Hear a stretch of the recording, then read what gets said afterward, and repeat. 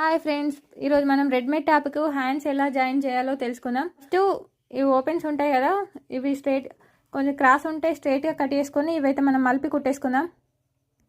చూడండి, ఇలా రెండు హ్యాండ్స్ని అయితే ఈ వైపు కుట్టేసుకుందాం. ఇప్పుడైతే కొంచెం కుట్టయితే విప్పుకొని దగ్గరికి చూడండి. ఇక్కడ మనకు ఈ షోల్డర్ ఉంది కదా, షోల్డర్ కాడ నాకు ఈ హ్యాండ్స్ షేప్లో ఆల్రెడీ కట్ చేసుకున్నాను.